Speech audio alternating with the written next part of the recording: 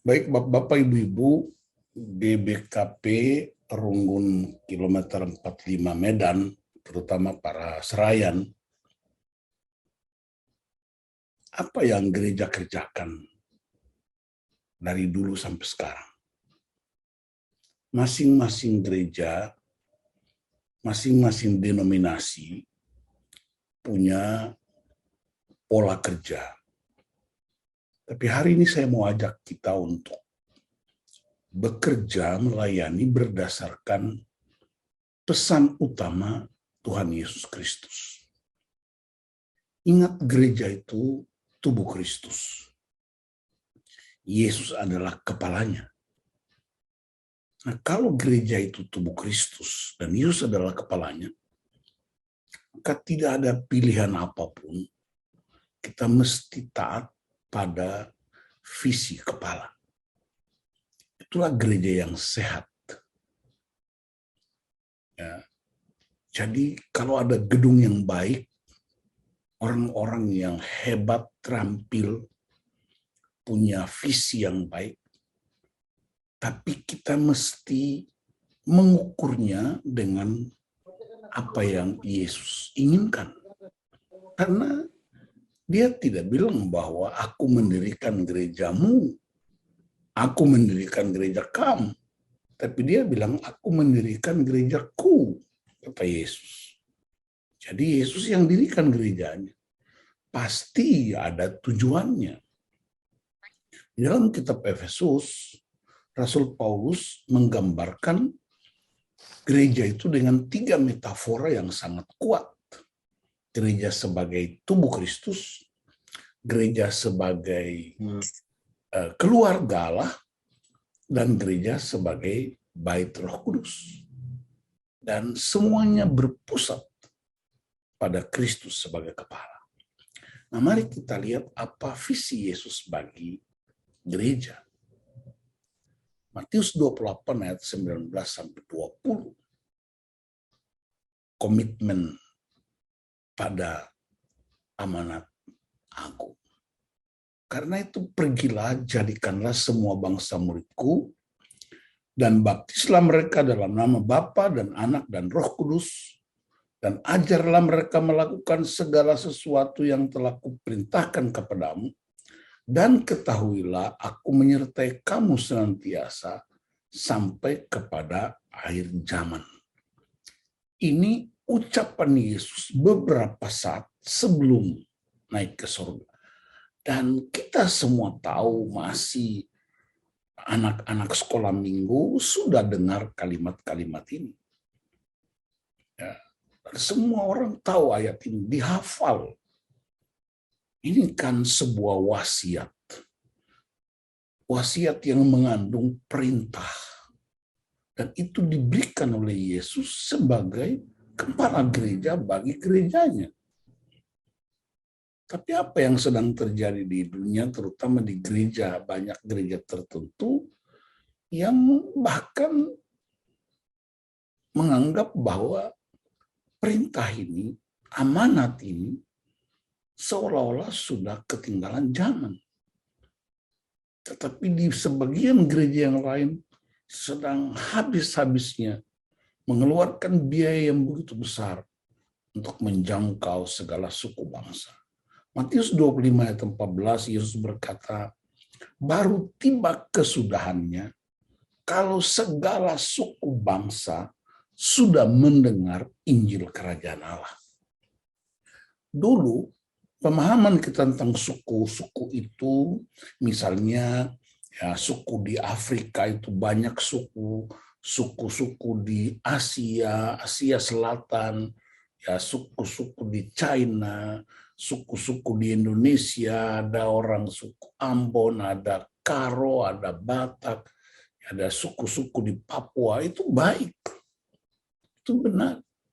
Tapi dalam perkembangan zaman, sekarang banyak suku-suku baru karena suku itu selalu berurusan dengan budaya sendiri, dengan bahasa sendiri, dengan gaya sendiri. Dan dalam dunia teknologi yang semakin canggih, ada suku yang baru muncul. namanya suku milenial. Anak-anak muda kita sekarang sudah punya bahasa sendiri, punya gaya hidup sendiri, punya cara makan sendiri.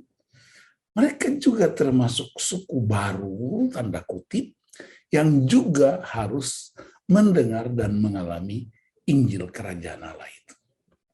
Periksa di rumah, anak-anak kita waktu masih kecil, mereka suka ikut orang tua.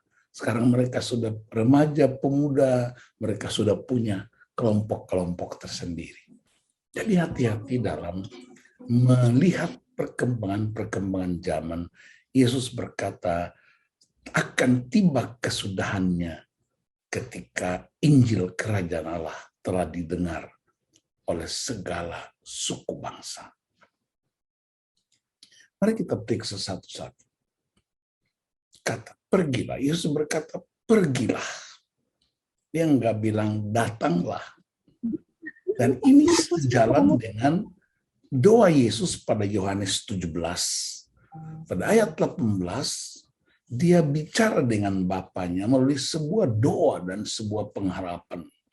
Sama seperti yang kau telah mengutus aku ke dalam dunia, demikian pula aku telah mengutus mereka ke dalam dunia. Perhatikan kata-kata ini, sama seperti. Berarti kualitas pengutusan Yesus bagi murid-murid, isi pengutusan itu, how to send, itu sama seperti Bapa mengutus Yesus ke dalam dunia. Bapa mengutus Yesus ke dalam dunia untuk apa? Menyelamatkan dunia dan segala isinya. Dan dari kualitas pengutusan itu, isi pengutusan itu, Yesus melanjutkan kepada murid-muridnya, sama seperti engkau mengutus aku ke dalam dunia, demikian pula aku telah mengutus mereka ke dalam dunia. Itulah sebabnya dalam Matius 28 ayat 18 dia berkata, segala kuasa di surga telah diberikan kepadaku, karena itu pergilah. Nah, Bapak, Ibu-ibu yang saya hormati, sesama rekan hamba Tuhan, kata pergilah ini sering kita hubungkan dengan pergi ke sebuah negara, pergi ke sebuah suku tertentu. Jadi kalau kita pergi ke China, atau pergi ke Sri Lanka, atau pergi ke Eropa, atau pergi ke Amerika, itu disebut pergi. Itu tidak salah. Tapi mari kita periksa hakikat utama, apa artinya pergi. Ini dia Bapak Ibu. Ya, ini sesungguhnya kata pergi itu. Nomor satu, pergi kemana? Kita mesti yakin pada diri sendiri. Apakah kita sudah dimenangkan oleh Injil Kerajaan Allah itu? Bagaimana respons setiap pribadi kita, siapa Kristus dalam hidup kita? Ya. Seorang pendaki gunung terkenal di dunia dari New Zealand, saya mohon maaf lupa namanya, dia berkata, segala gunung di dunia aku sudah kalahkan. Puncak-puncak gunung di dunia aku sudah selesaikan. Hanya ada satu yang belum bisa aku selesaikan, yaitu diriku sendiri. Jadi pastikan bahwa kita setiap pribadi juga punya perintah ini, pergi diri sendiri. Sebangga kita punya hati misi, kita sudah punya enggak mimpi yang sama dengan Kristus, jadikan semua bangsa muridku. Pergi kemana lagi? Yang kedua, keluarga kita. Mari kita jujur, kekristenan tidak sama dengan pemuritan. Murid Kristus beda dengan Kristen. Nanti saya terangkan pada poin berikutnya. Kata Kristen itu pertama kali digunakan di Antioquia, kisah 11 ayat 26. Ketika rasul-rasul memberitakan Injil Kerajaan Allah di Antioquia. Banyak orang percaya Kristus. Nah, orang-orang yang percaya Kristus itu disebut dengan sebuah istilah yang cenderung melecehkan dengan istilah Kristen, artinya Kristus kecil. Jadi itu predikat yang diberikan bagi orang-orang yang berpindah keyakinan. Kristus kecil, kata Kristen itu. Di Alkitab itu Perjanjian Baru ada kurang lebih 5 atau 7 kata Kristen muncul di Alkitab. Tetapi mari kita jujur dalam pelayanan kita, para pendeta, para pertua diaken, ya kita naik ke mimbar-mimbar gereja, begitu hebatnya perkataan kita, tetapi ada anggota keluarga kita yang justru belum sungguh-sungguh menampakkan karakter Kristus itu. Ada seorang ibu di sebuah runggun ketika dia konsultasi sama saya, dia minta didoakan sampai menangis-menangis karena dia rajin mengurusi gereja. Tapi suaminya sendiri nyaris tidak pernah menginjak kaki di gereja. Itu kan sebuah pergumulan yang luar biasa. Itu sebabnya di gereja tertentu syarat untuk menjadi serayan itu harus memastikan suaminya atau istrinya juga ada dalam lingkup pelayanan. Sebabnya di beberapa gereja tertentu dalam pelatihan foto karakter, Nora Naras itu ikut dalam pelatihan karakter untuk temukan visi bersama. Yang kedua, pergi kemana? Pergi ke profesi atau aktivitas. Guru ke sekolah, sasarannya teman-teman guru yang belum percaya Kristus. Anak SMA pergi ke sekolahnya, sasarannya teman-teman yang belum percaya Kristus. Ingat, tugas kita ialah tidak boleh ada yang binasa, kan itu kan yang Tuhan mau. Saya pernah di India Selatan, di sana ada kemenangan yang luar biasa. Beberapa dalam waktu 15-20 tahun gereja di sana itu menangkan hampir 50 juta orang Kristen baru. Berpindah keyakinan, berpindah agama.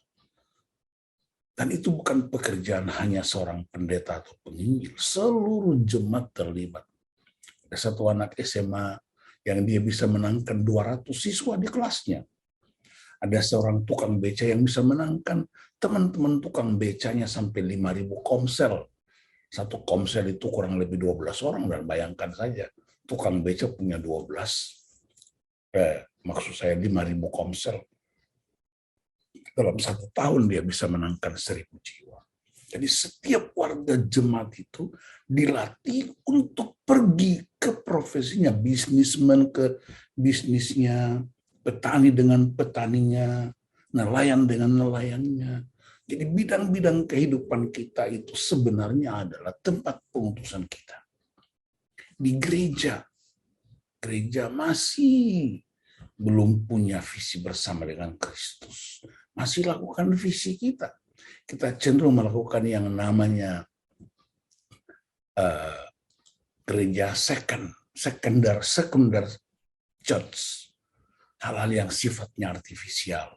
Kita habiskan waktu untuk bahas gedung, fasilitas, tapi kita sedikit sekali beri biaya dan waktu untuk membahas jiwa-jiwa yang perlu ditolong. Yang kelima, pergi kemana? Masyarakat lokal kita. Suku-suku yang terabaikan di sekitar kita. Masyarakat nasional kita. Masyarakat global dan bahkan pembenci Kristus. Saulus kan pembenci Kristus. Dia kan ketua FPY, Forum Pembela Yahudi. Ketika dia ketemu dengan Kristus, dia berubah menjadi FPI. FPI di sini beda dengan FPI Paulus, Forum Pemberita Injil. Jadi kita ini mesti menjadi anggota FPI. Haleluya. Jadi inilah luas jangkauan penugasan kita. Kalau benar-benar kita percaya Kristus. Kalau benar-benar kita itu gereja. Nah, yang berikutnya, apa itu artinya jadikanlah semua bangsa muridku? Yang pertama, Yesus memanggil manusia bukan hanya untuk sekedar ditebus dan dipercaya. Yesus memanggil manusia bukan hanya untuk sekedar menjadi pengikut. Yesus memanggil manusia bukan hanya untuk sekedar menjadi pemeluk agama Kristen. Yesus memanggil manusia bukan hanya untuk sekedar menjadi seorang pelayan, serayan, pendeta, penatua, diaken di gereja. Tetapi yang paling utama, Yesus memanggil manusia untuk menjadi muridnya. Ya, murid. Dan murid tidak ada urusan dengan seperti anak SD, SMP, SMA. Bukan. Banyak orang tidak mengerti apa itu murid. Mari kita lihat apa kata Yesus tentang muridku. Atau murid. Disciple. Disciple itu muncul kemudian kata disiplin. Ya. Disiplin itu artinya di dalam dan di luar sama hidupnya. Dan inilah sesungguhnya pergumulan dan bahkan kegagalan gereja tidak melakukan pemuridan. Seorang hamba Tuhan namanya Dietrich Bonhoeffer di zaman Nazi Jerman, dia salah satu yang memberontak terhadap Nazi Jerman yang begitu kejam. Dia lari ke Amerika, kemudian dia berkata bahwa meninggalkan Jerman tidak menyelesaikan masalah. Kita harus kembali untuk mengurus anak-anak Tuhan untuk taat pada firman Allah. Dan dia kemudian kembali ke Jerman, dan dia ditangkap masuk penjara, dan dia menulis beberapa buku. Salah satu buku yang terkenal itu Cost, Discipleship. Dan dia tulis buku itu, dia bilang begini, Christianity without discipleship is always Christianity without Christ. Kristen atau gereja tanpa pemuridan sama dengan Kristen tanpa Kristus. Bayangkan.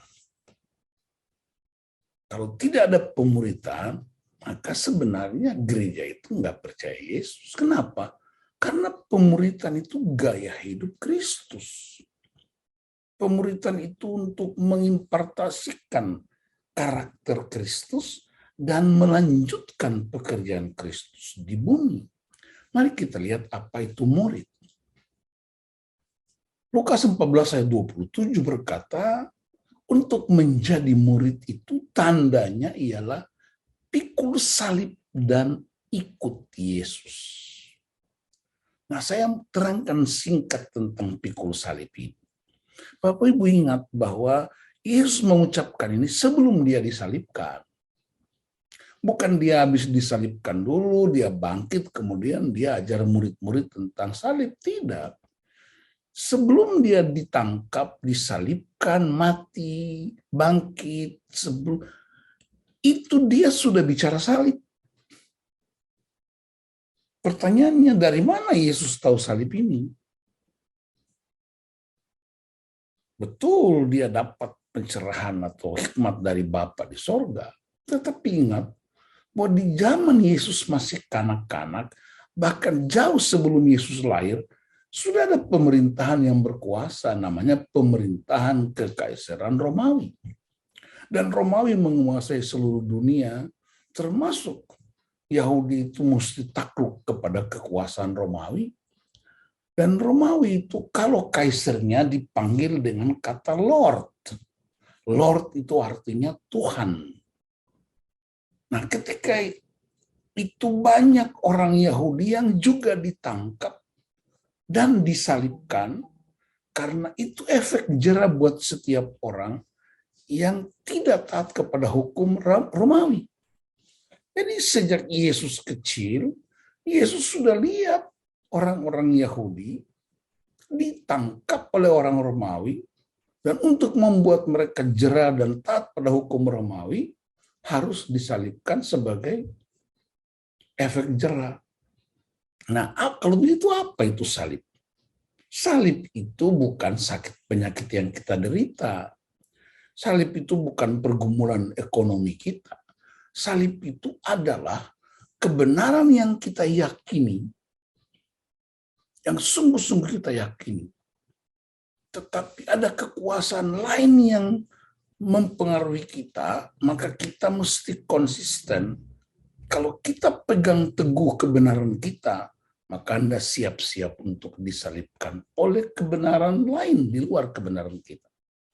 Itu sebabnya Yesus berkata, kalau kamu sudah ikut aku dan tahu semua kebenaran ini, siap-siap kamu akan disalibkan. Karena kamu tidak mau berpaut kepada hikmat-hikmat dunia. Dan itu sebabnya dia ucapkan sebelum dia naik ke sorga, sebelum dia mati dan bangkit pada hari yang ketiga. Supaya ketika dia naik ke sorga, ingat dia sudah tahu bahwa kamu akan diancam, kamu akan dianiaya karena kebenaran yang aku ajarkan. Dan itulah salib itu. Jadi murid Kristus itu artinya pegang teguh kebenaran Kristus yang kita yakini dan ikut dia sekalipun ada ancaman senjata, ada ancaman kematian. Itu kan yang dialami oleh para martir di zaman-zaman abad mula-mula. Banyak darah yang tertumpah, sehingga kemudian seorang hamba Tuhan berkata, darah para martir menjadi benih pertumbuhan gereja. Nah, kita sekarang ini kan nggak ada yang berdarah-darah buat Injil Kristus kan? Tapi di zaman gereja mula-mula, abad mula-mula, ada begitu banyak orang yang jadi martir untuk dunia diselamatkan. Yang kedua, murid itu apa? Lukas 14 ayat 33, melepaskan diri dari segala miliknya. Ini juga salah dimengerti. Seolah-olah kalau kita menjadi murid Kristus, ikut Kristus, maka kita lepaskan mobil, tinggalkan rumah. Bukan. Kata miliknya itu, lepaskan diri itu artinya apa? Ada budaya-budaya lama kita, ada favorit-favorit need kita, kebutuhan-kebutuhan kita yang begitu favorit, ada kebiasaan-kebiasaan lama kita yang favorit, kita mesti tinggalkan. Saya kasih contoh praktis, saya tidak tahu di orang Karo, tetapi di kampung kami itu orang sudah jadi Kristen, tapi hari tertentu mereka pergi ke kuburan orang tuanya, bawa sirip pinang, pukul gendangnya katanya untuk panggil roh-roh orang mati, untuk bicara-bicara, serahkan anak cucunya. Nah, itu yang disebut milik kita. Kalau kamu udah percaya Kristus, mestinya yang kamu miliki itu lepas. Baru kamu disebut muridku. Itu contoh tentang lepaskan diri dari segala milik. Jadi bukan soal harta benda yang kita dapatkan, tetapi situasi kuasa yang pernah mengikat hidup kita.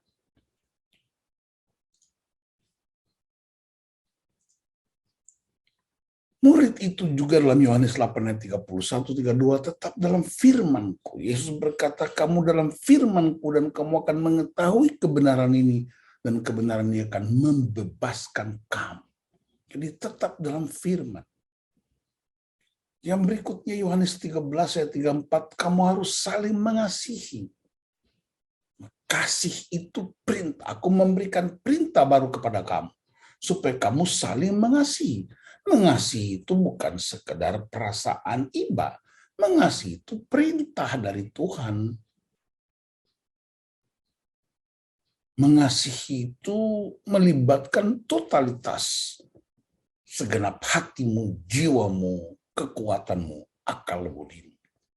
Orang waktu masih pacaran, kan bukan main cinta kita kan sama pacar kita. Bisa berjalan kaki dari Brastagi sampai di Medan, bisa. Namanya juga cinta. Itu waktu masih pacaran. Tapi setelah 3-4 tahun, Ya, istri udah mulai berubah bentuk tubuhnya. Dulu pinggangnya langsing seperti gitar Spanyol, tapi setelah 3-4 tahun udah turun mesin, bodinya udah berubah seperti mimbar gereja Protestan. Bapak udah jalan sendiri, nggak mau lagi jalan sama ibu. Artinya apa? Kasih kita itu terbatas berdasarkan perasaan kita. Tapi Roma 5 ayat 8 berkata, Yesus, firman Tuhan bilang, Yesus mengasihi kita, bahkan mati untuk kita ketika kita masih berdosa. Dia mengasihi kita bukan waktu kita udah sempurna, waktu masih berdosa. Ya, tadi pagi di konsultasi crossing dengan sektor S2B, saya sempat singgung itu buat mereka. Mari layani jemaat kita seperti Kristus melayani kita. Dia nggak tunggu kita sempurna baru dia mati buat kita. Yohanes 15 berkata, murid itu berbuah banyak. Berbuah banyak itu bukan punya banyak anak fisik, tapi anak rohani. Semakin banyak orang dimenangkan buat Kristus. Jadi kita mesti evaluasi diri kita. Dalam hidup kita menjadi Kristen sampai sudah menjelang usia 60 sampai hampir 70 tahun. Sudah berapa banyak orang yang bertobat mendengar Injil dan percaya Kristus karena kita, atau berapa yang sudah kabur gara-gara kita. Ya. Puji Tuhan, dalam pelayanan-pelayanan yang kami lakukan di beberapa kota, negara, ya saya punya pengalaman di China, tim kami selama 3-4 tahun kami bisa menangkan 6.000 jiwa baru di hampir 50 kota. Dan bukan main, terjadi multiplikasi. Kerja bersama. Saya dengan Ibu Nana juga udah sering ke Cina waktu belum ada COVID untuk memberitakan Injil itu. Kami bisa menjangkau sampai di Amerika, di Eropa, sampai di Kanada, bahkan sampai di pedalaman-pedalaman di Indonesia ini. Termasuk Putacane, udah 3 kali saya pergi melewati Brastagi, melewati Kabanjahe. Itu semua karena kita rindu melihat kemuliaan Tuhan itu nyata.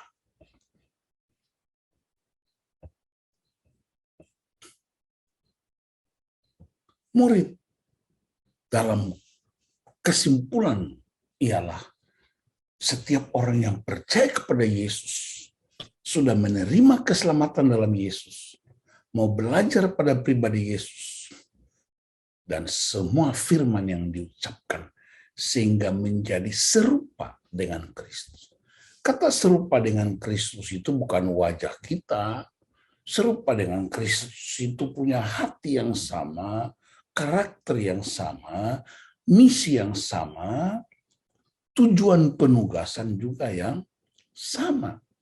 Saya kira GBKP lahir bukan tiba-tiba.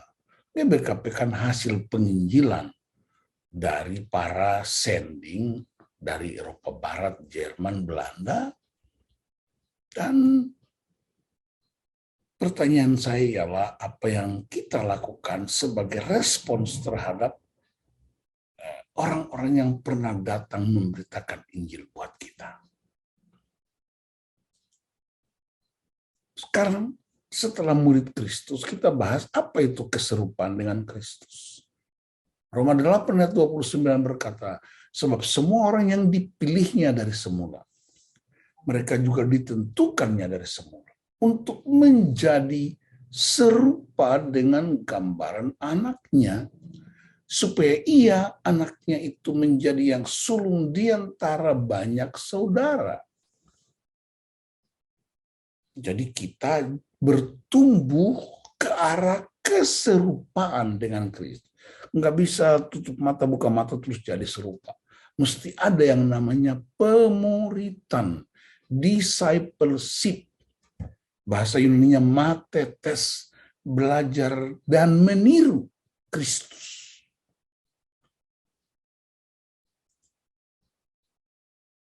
Matius 11, Yesus berkata, marilah kepadaku semua yang letih lesu dan berbeban berat, aku akan memberi kelegaan kepadamu. pikulah kuk yang kupasang dan belajarlah padaku, karena aku lemah lembut dan rendah hati, dan jiwamu akan mendapat ketenangan. Nah, kata pikulah kuk yang kupasang itu Yesus melihat orang Israel itu membajak sawah. Nah, untuk membajak sawah, mereka ikatkan kayu atau kuk ke atas 2 ekor sapi. Sapi itu selalu sapi senior dan sapi junior. Apa tujuannya? Sapi senior itu sudah punya pengalaman membajak sawah, sehingga ikat kuk di atas leher keduanya, lalu sapi senior bawa sapi junior untuk bajak sawah. Bawa dia terus sampai akhirnya sapi junior itu punya pengalaman seperti sapi senior. Dan itulah Yesus menggunakan ilustrasi untuk mengajar murid-muridnya. Supaya kalau kamu mau serupa dengan aku, bukan tiru cara bicaraku, tapi tiru gaya hidupku. Maka kamu harus ikut aku, belajar daripadaku. Belajar terus sampai jadi. Sehingga punya visi yang sama, punya integritas dan karakter yang sama. Nah, kita mesti periksa gereja bikin pemuritan enggak? Ingat, pemuritan beda dengan pembinaan. Beda. Karena pembinaan itu one to many, satu ke banyak. Pemuritan itu coaching. Ya, coach itu pembapaan, mentoring, meniru gaya hidup. Dan lihat, ikut Yesus sampai jadi. Rasul Paulus juga menciptakan 12 murid di Efesus. Paulus kemudian memuridkan Timotius, memuridkan Filemon, dan terus dia berkata kepada Timotius dalam 2 Timotius 2, dia berkata, percayakanlah kepada orang-orang yang dapat dipercaya, yang juga cakap mengajar orang lain. Jadi terus multiplikasi. Saya sendiri dimuridkan oleh beberapa hamba Tuhan, dan kemudian saya juga belajar untuk memuridkan terus gaya hidup yang mesti kita kerjakan. Kamu menyebut aku guru dan Tuhan, dan katamu itu tepat, sebab memang akulah guru dan Tuhan. Jadi jikalau aku membasuh kakimu, aku yang adalah Tuhan dan gurumu, maka kamu pun wajib saling membasuh kaki. Apa ini artinya? Ini kan bicara tentang kerendahan hati dan keteladanan. Itu serupa dengan Kristus. Seorang hamba Tuhan namanya Bill Hull, dalam buku yang terkenal Choose the Life, dia mengucapkan 5 prinsip utama. Hidup seperti Yesus itu sama dengan transformasi karakter. 1 Yohanes 2 ayat 6, Efesus 4 ayat 2. Hidup seperti Kristus hidup. Hidup seperti Kristus hidup itu apa?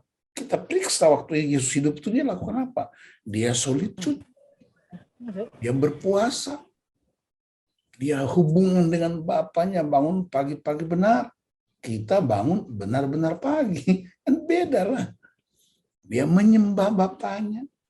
Makananku ialah melakukan kehendak Bapakku, kata Yesus. Yang kedua, mengasihi seperti Yesus mengasihi, transformasi hubungan. Roma 5 ayat 8 yang sudah saya sebutkan tadi. Yesus mengasihi saya waktu saya masih berdosa. Berarti saya mengasihi istri saya walaupun istri saya belum sempurna. Saya mengasihi anak-anak saya walaupun mereka belum disiplin. Kita mengasihi jemaat kita walaupun mereka belum taat. Percaya apa yang Yesus percayai, transformasi pikiran. Yohanes 5, 19-20. Dia kerjakan apa yang Bapaknya kerjakan. Melayani seperti Yesus melayani. Transformasi kuasa pelayanan. Lukas 4 ayat 18-19 itu penggenapan terhadap Yesaya 61. Dan Lukas 4 ayat 18-19 membicarakan tentang 5 pekerjaan Yesus selama di muka bumi. Hanya 5. Yesus selama 3,5 tahun hanya mengerjakan 5 hal. Dalam Lukas 4 ayat 18-19. Yang pertama, beritakan Injil. Yang kedua, healing ministry, pemulihan hati, pembebasan orang-orang yang luka. Yang ketiga, melepaskan orang dari keterikatan. Segala jenis keterikatan apapun. Kuasa-kuasa gelap, kebiasaan-kebiasaan buruk.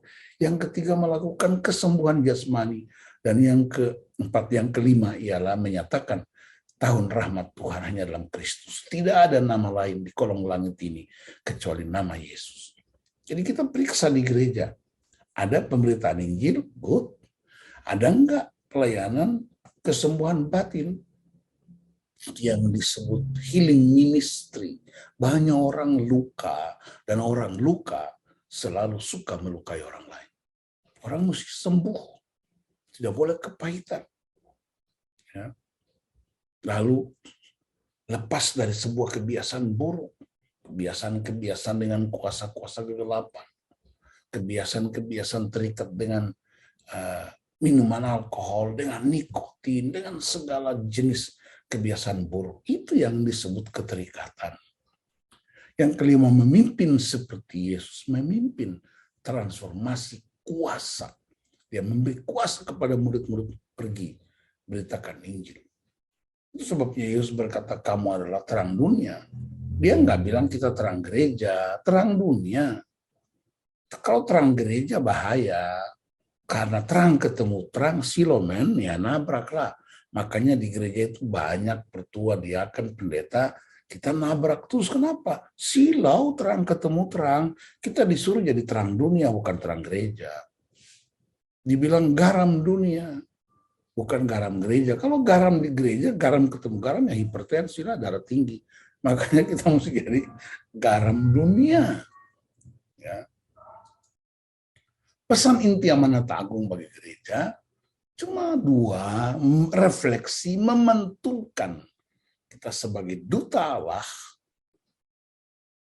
ya, dan menyerupai apa yang terjadi multiplikasi. Bukan orang pindah gereja, tapi pindah keyakinan. Ini dia, merepresentasikan gaya hidup Allah dan menyerupai Kristus, maka terjadi multiplikasi. Yang berikutnya, baptislah mereka menjadi pribadi memiliki tanda materai milik Kristus, terhisap dalam persekutuan orang percaya. Ya, ada orang bilang, saya Kristen, tapi saya nggak mau masuk gereja, yang penting percaya Kristus, itu tidak usah percaya. Orang bilang dia Kristen, ya, dia percaya Yesus, tapi kalau dia nggak pernah aktif di dalam gereja, dan gereja itu kan punya pola, ada sektor-sektor, ada PJJ, itu sebenarnya gereja. Bagi saya PJJ itu runggun mini. Nah, kalau ada orang yang tidak terlibat dalam komunitas itu, percayalah, dia tidak terhisap dalam persekutuan. Karena tubuh itu kan satu dengan yang lain. Yang kedua, orang didiami dan dipimpin oleh Roh Kudus. Roh Kudus memberi otoritas dan kuasa. Dan yang ketiga, kita harus berhenti untuk main-main dengan gereja. Gereja itu bukan orang pacaran yang putus sambung, tapi mesti punya komitmen dengan gereja. Sebabnya bersyukur kepada Tuhan, banyak di antara kita, walaupun gereja itu belum sempurna, tapi kita nggak memilih untuk pindah-pindah gereja. Tapi jujur, anak-anak kita udah mulai pindah-pindah gereja. Kenapa? Karena mereka sudah tidak nyambung lagi dengan gaya-gaya kita. Harus ada pelayanan spesial buat anak-anak kita. Udah beda. Ajarlah mereka melakukan segala sesuatu yang telah kuperintahkan kepadamu. Tuhan Yesus melakukan pemuritan sebelum mengutus murid-murid pergi. Pemuritan Yesus melalui apa? Teladan Kristus dan pengajaran Kristus. Jadi tidak sekedar mengajar, tapi teladannya itu yang penting. Yang diucapkan itu yang dilakukan, dan yang dilakukan itu yang diucapkan. Ada orang yang, ada hamba Tuhan yang ajar murid, anak-anak katekisasi, kalian mesti jaga kesehatan. Tapi pendetanya merokok. Apa itu? Pengajaran macam apa itu? Ada pertua diaken yang mengajar anak-anak muda supaya mereka itu harus jaga kesehatan, jaga disiplin, taat pada rambu lalu lintas. Majelisnya suka serobot lampu merah. Apa itu pengajaran? Ingat, mereka mendengar apa yang kita ucapkan, tapi mereka meniru apa yang kita lakukan. Dan kalau di rumah orang udah mulai langgar aturan, percaya saya, di gereja dan di masyarakat pasti langgar. Dalam amanat agung ada perintah untuk memuridkan dunia, mentransformasi dunia, bukan mengkristenkan dunia, tapi menjadikan manusia tidak lagi serupa dengan dunia, tapi serupa Kristus. Tapi sekarang dunia mulai memuridkan gereja, bukan? Mengajar dunia melakukan apa yang Yesus ajarkan. 1 Korintus 4 ayat 15-17. Di sana Rasul Paulus berkata, kamu punya banyak pengajar dalam Kristus, kamu punya banyak pendidik dalam Kristus, tapi kamu tidak punya Bapa. Jadi gereja butuh apa? Butuh Bapa. Bapa itu bukan sekedar laki-laki. Bapa itu bukan gender. Bapa itu ada mentor. Bapa itu ada coach, ada perlindungan. Jadi orang perlu jadi Bapa. Bapa itu hati Bapa yang memberi disiplin, tapi juga memberi ketenangan. Yang keempat, yang berikutnya, mengajar dunia melakukan apa yang Yesus ajarkan dan membaptis dunia, memasukkan, memetraikan dunia dengan kuasa Allah. Pemuridan menjadi akuntabilitas sebagai misi. Dalam penginjilan Matius 28, diakonia Matius 25. Itu yang disebut amanat agung dan kepedulian agung. Dalam penginjilan ada diikuti dengan diakonia gereja. Yang disebut pintu-pintu gerbang ketemu Yesus. Ketika aku lapar, kau memberi aku makan. Ketika aku haus, kau memberi aku minum. Ketika aku telanjang, kau memberi aku pakaian. Ketika aku orang asing, kau memberi aku tumpangan. Ketika aku di penjara, kamu mengunjungi aku. Ketika aku sakit, kamu melawat aku. Itu semua adalah bentuk-bentuk diakonia gereja yang berisi tentang kepedulian yang sekaligus menjadi misi Kristus sendiri. Hakikat daripada visi Kristus itu ialah apa? Send to build, build to send. Misi untuk membangun murid, tetapi murid untuk pergi memberitakan Injil. Jadi ini spiralnya itu harus begini. Kita bangun murid untuk mengutusnya, dan mengutus murid untuk membangun, dan terus sampai Tuhan Yesus datang. Dan ketahuilah aku menyertai kamu senantiasa sampai kepada akhir zaman. Yang pertama, kita tidak sendirian dalam mengerjakan misi. Haleluya. Yang kedua, kita adalah kawan sekerja Allah dalam mengerjakan misi tersebut. Kawan sekerja itu bukan hanya bekerja dengan Allah. Kawan sekerja itu bekerja bersama dengan Allah, Allah bersama dengan kita, dan jauh lebih dari itu, kita mengerjakan misi Allah, bukan misi kita. Yang ketiga, akhir zaman berarti bahwa misi tersebut selalu relevan, up to date, serta tidak ketinggalan zaman. Jadi kalau ada gereja tertentu yang berkata bahwa amanat agung sudah ketinggalan zaman, itu orang-orang yang menyangkal Kristus. Sejak kapan firman Allah ketinggalan zaman? Bukankah firman Allah itu kekekalan Allah sendiri? Bukankah firman Allah itu adalah Kristus sendiri? Masa kita terima berkat dari Tuhan, kita minta Tuhan sembuhkan kita, kita minta Tuhan lindungi anak-anak kita, tapi kemudian kita berkata bahwa misinya, visinya, dan perintahnya ketinggalan zaman. Bukankah itu sebuah pengkhianatan yang luar biasa?